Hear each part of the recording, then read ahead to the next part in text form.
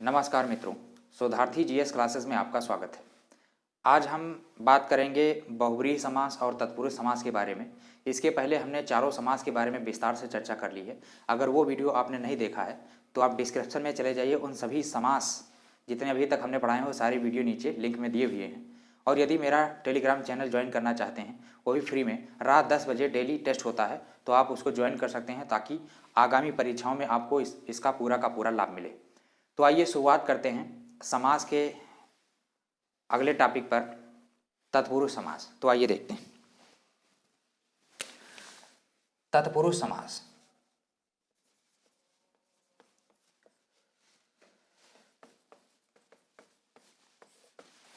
तत्पुरुष समास की बात अगर हम करें तो तत्पुरुष जो समास है ये दो टाइप का होता है। इसके पहले हम बता चुके हैं, मतलब इसी को जो है दो भागों में बांट दिया गया है।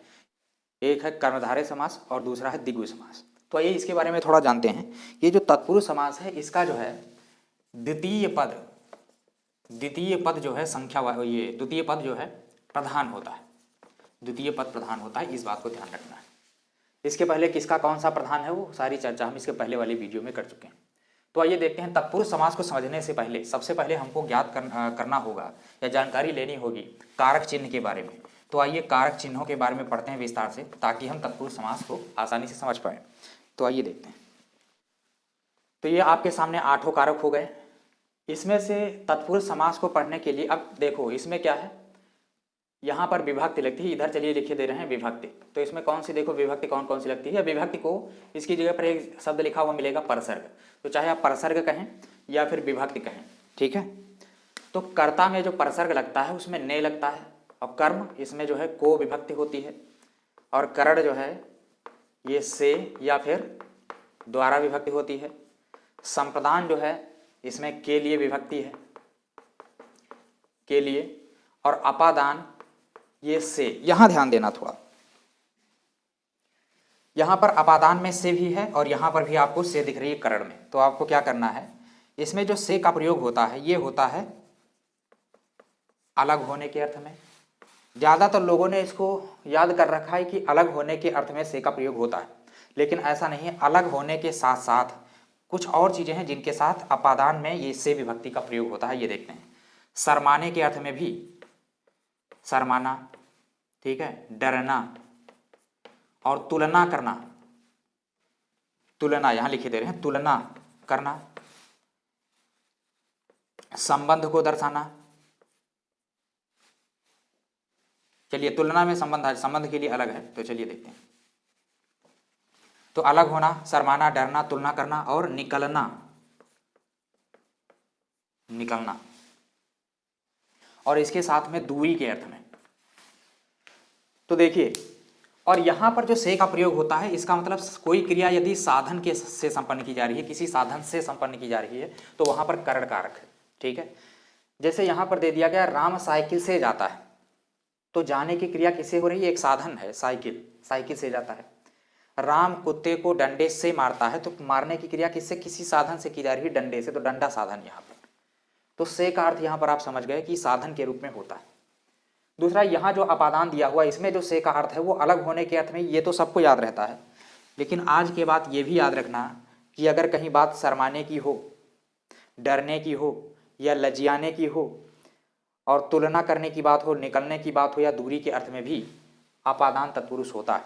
जैसे वृक्ष से पत्ते गिरते हैं तो से आया, क्योंकि अलग हो रहे हैं, तो ये हो गया आपका वृक्ष से पत्ते गिरते हैं, अपादान हो गया। शर्माना अगर दे दिया जाए दुल्हन दूल्हे से शर्माती है, देखो से यहाँ पर भी आ गया। अब चूंकि अब आप लोग पढ़ रखे हैं कि अलग होने के अर्थ में केवल, और से यहाँ आ गया, तो आप करण लगा देंगे तो गलत हो जाएगा, ठीक है, क्योंकि करण का प्रयोग केवल साधन के साथ होता है, जो से ये जो आता है। उसके अलावा डरना, जैसे मोहन कुत्ते से डरता है, शेर से डरता है, तो यहाँ पर भी से आ गया, तो यहाँ पर अलग होने की बात हो नहीं रही है, तो आप गलती से क्या लगा देंगे, करण, और गलत हो जाएगा, क्योंकि डरने के अर्थ में, शर्माने के अर्थ में और अलग होने के अर्थ में भी अपादान का प्रयोग होता है, अपादान कारक होता है।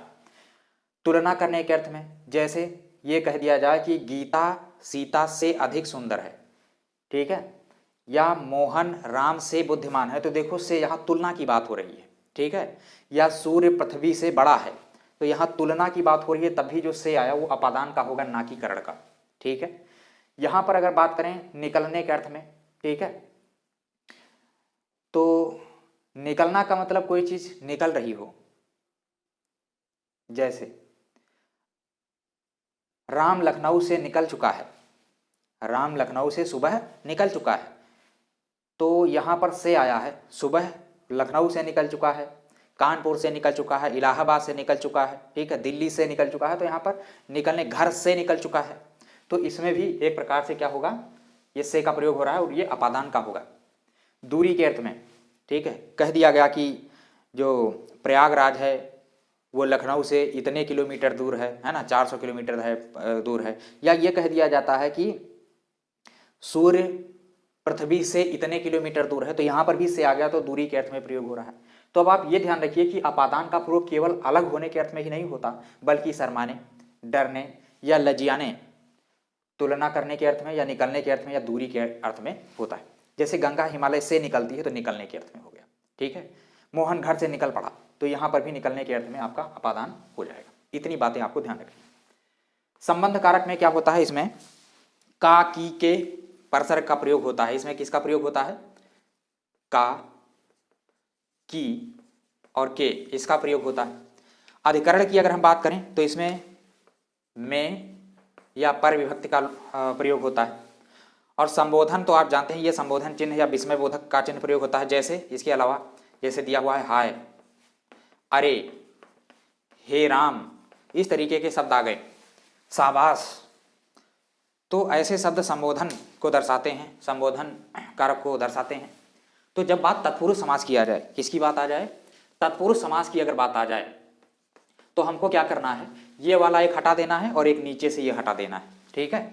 ये 6 प्रकार का कारकों पर आधारित तत्पुरुष समास होता है, ये ध्यान रखिएगा।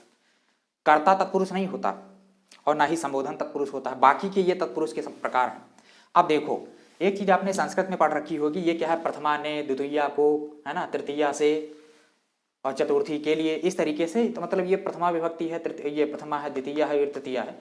तो यहाँ पर तत्पुरुष हम क्या कहेंगे, कर्म तत्पुरुष को अगर लिखा हुआ मिले कि द्वितीया या द्वितीय तत्पुरुष क्या है, द्वितीय तत्पुरुष, तृतीया तत्पुरुष समास, चतुर्थी तत्पुरुष समास, इस तरीके से भी आ सकता है। तो कंफ्यूज होने की जरूरत नहीं है, ये द्वितीया, तृतीया, चतुर्थी, पंचमी और षष्ठी तत्पुरुष समास क्या होता है, ये इसी के ही नाम है, ये किस पर बने हैं, विभक्तियों के नाम पर ही आ सकता है।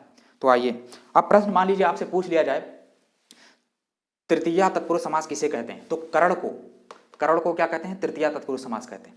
अगर आपसे कह दिया गया कि षष्ठी तत्पुरुष समास किसे कहते हैं, तो क्या हो जाएगा, संबंध तत्पुरुष समास जो है आपका षष्ठी तत्पुरुष समास होगा, ठीक है। इसी तरीके से कुछ भी आपसे पूछा जा सकता है। ये होता नहीं है और ये आपका प्रथमा होता नहीं है तत्पुरुष समास, क्योंकि कार का एक प्रकार है, तत्पुरुष का प्रकार नहीं है। तो आइए आगे देखते हैं। तो यहाँ पर मैंने समय बचाने के लिए ये सारी चीज़ें पहले ही लिख दी हैं। तो आइए देखते हैं तत्पुरुष समास के जो भेद हैं वो देख लेते हैं। तो यहाँ पर सबसे पहला है कर्म तत्पुरुष समास। कर्म तत्पुरुष समास को द्वितीय तत्पुरुष समास भी कहते हैं, क्योंकि कर्म तत्पुरुष समास जो है हमने बताया था, प्रथमा ने और द्वितीया को, इसमें जो है, इसमें को विभक्ति का लोप होता है और इसमें कर्ण से विभक्ति का लोप होता है या द्वारा विभक्ति का लोप होता है, इसके पहले भी हमने बताया है। संप्रदान जो होता है वो इसमें के लिए विभक्ति का लोप होता है और इसमें अपादान से अलग होने के अर्थ में, शर्माने के अर्थ में, लजियाने के अर्थ में, दूरी के अर्थ में, निकलने के अर्थ में हमने बता रखा है। संबंध में इसमें क्या है, का, की और के विभक्ति का लोप होता है। इसके अलावा अधिकरण में या पर विभक्ति का लोप होता है। तो यहाँ पर देख लें, यहाँ आपसे इस तरीके से भी पूछा जा सकता है कि द्वितीय तत्पुरुष समास निम्नलिखित में से किसमें द्वितीय तत्पुरुष समास है, तृतीय तत्पुरुष समास, चतुर्थी तत्पुरुष समास, पंचमी तत्पुरुष समास, संबंध तत्पुरुष समास और अधिकरण तत्पुरुष समास, ठीक है।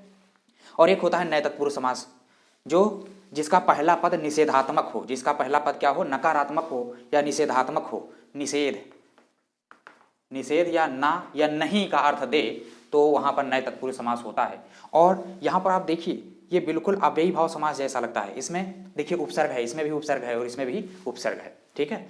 लेकिन जब वो उपसर्ग, हमने क्या बताया, जब कोई उपसर्ग ना का अर्थ देने लगे तो ये अव्ययी भाव समास ना होकर के नए तत्पुरुष समास होगा। तो आइए सबसे पहले यहाँ से शुरुआत कर लेते हैं। देखो यहाँ पर देखिए चिड़ी मार, इसको अगर तोड़ेंगे, इसका क्या करेंगे, विग्रह करेंगे, तो चिड़ी मार मतलब चिड़िया को मारने वाला, देखो को आ गया, तो इसका मतलब ये आपको याद करना पड़ेगा। कर्ता ने कर्म को कर्ण से, है ना, संप्रदान के लिए ये याद कर लेंगे, फिर उसको जब तोड़ेंगे, विग्रह करेंगे, तो जो भी निकल करके आएगा वो आप आसानी से बता पाएंगे।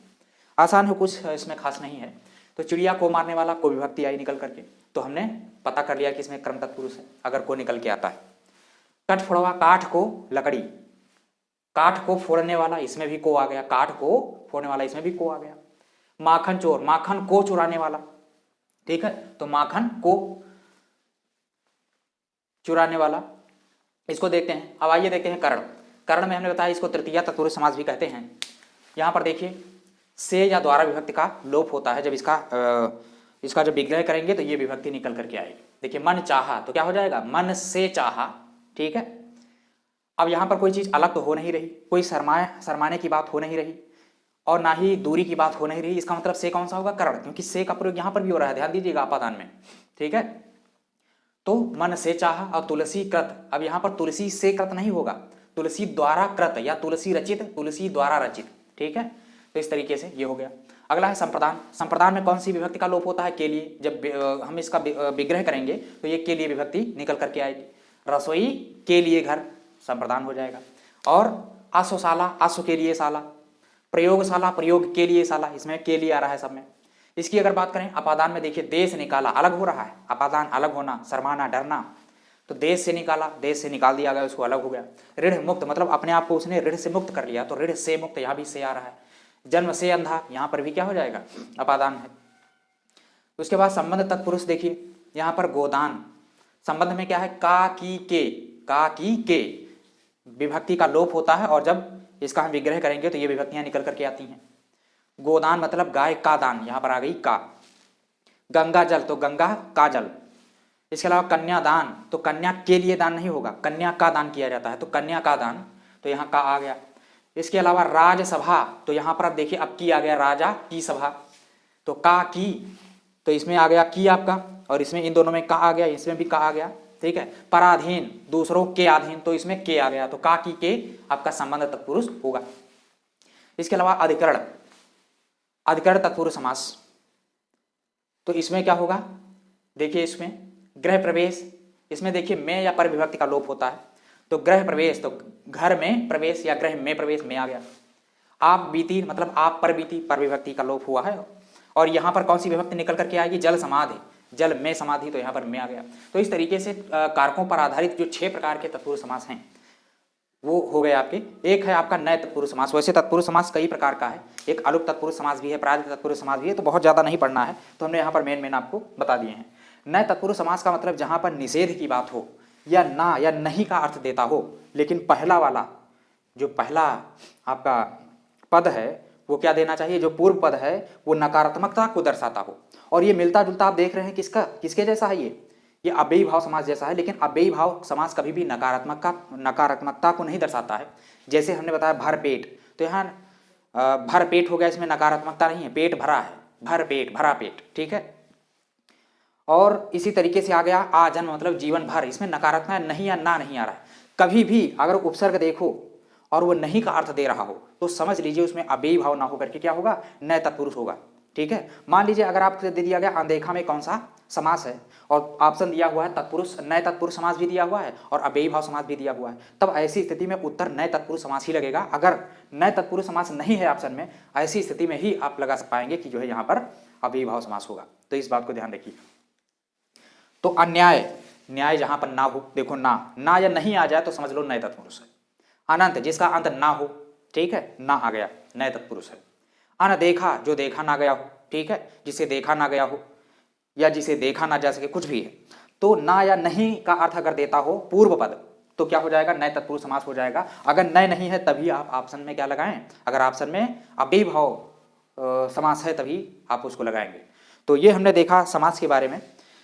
तो इसके बाद हमने बहुब्रीहि समास अभी नहीं बताया है, वो भी हम देख लेंगे और उसके बाद कोई नया टॉपिक शुरुआत करेंगे और जल्दी ही आपके समक्ष हम प्रस्तुत होंगे नया वीडियो लेकर के। तो आज के लिए इतना ही, नमस्कार।